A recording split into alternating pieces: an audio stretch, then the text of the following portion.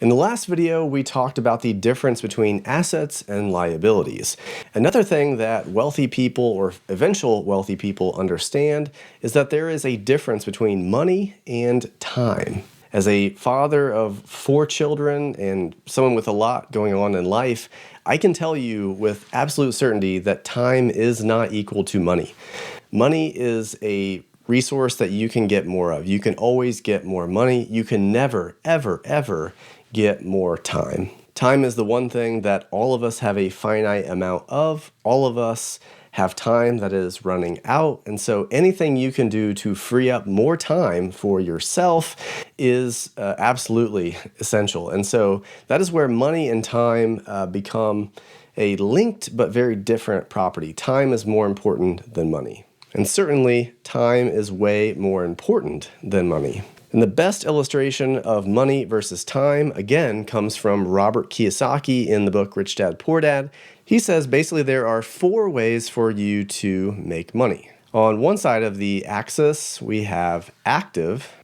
On the right side of the axis, we have passive. The first is E. So E stands for employed. So this is the person that goes to work every single day. Basically, they are trading their time to someone else in exchange for a paycheck. Now, there's no shame in this. Obviously, I am currently also in this category. But the point is that no matter whether you're currently only in this category, you want to expand to the other categories. You can be employed, but you need to be working on your business. And your business should not be working for someone else. That should not be the only business, the only income source that you have. And this course is all about helping you get out of this bracket, get out of the financial dependence that we're talking about and move into these other quadrants. Now, another income source is S, and S stands for self-employed. So a lot of people aspire to be self-employed. They don't have a boss anymore or whatever. They started their own business.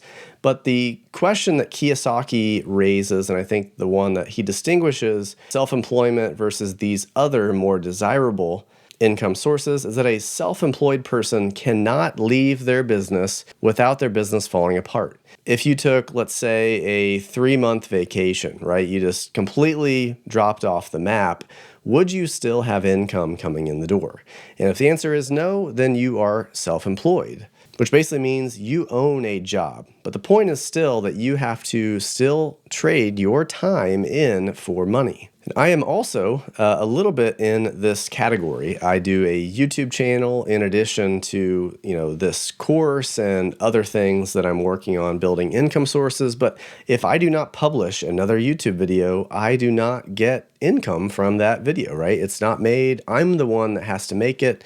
I'm the one that has to respond to comments or whatever. If I stop doing that, then that machine basically stops working. Now, the next 2 categories are passive. So these are the obviously most desirable income sources because they're passive. They do not require you to actively trade any of your time to get the income.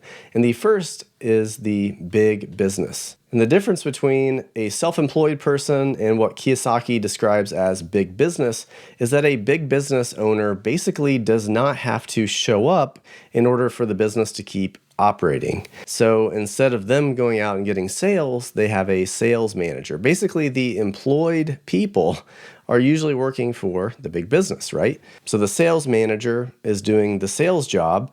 The window cleaner is doing the window cleaning, and the accountant is doing the taxes and the bookkeeping. So if this person left, if the owner of this business left for 3 months, this business would continue to operate just fine and continue to generate income for them. So that's the difference between these 2 quadrants. And the last category, the one that after watching this course you will be yourself, is the investor. So an investor is basically someone who is buying businesses. They could be buying these businesses. They could be buying real estate. They are buying assets that someone else has built, and so they're investing in those, and eventually they are becoming owners in these businesses or real estate properties or whatever it is. And that is generating passive rent income, passive dividends, passive interest. Any kind of cash flow generation is the investor column. And again, that is a passive income source. There's nothing required. If I own, 10 shares of Apple, for example, my dividends do not depend upon me doing anything. Apple doesn't even know that I exist, yet they still pay me cash into my investing account each and every quarter. So in order to build wealth, you eventually have to get off of this idea that you're trading your time for money. Eventually, you want to get to the point where money is freeing you up, is basically giving you the ability to have more time, less time that you have to go to work or do other things that you may not necessarily want to do, and earn money even while you sleep.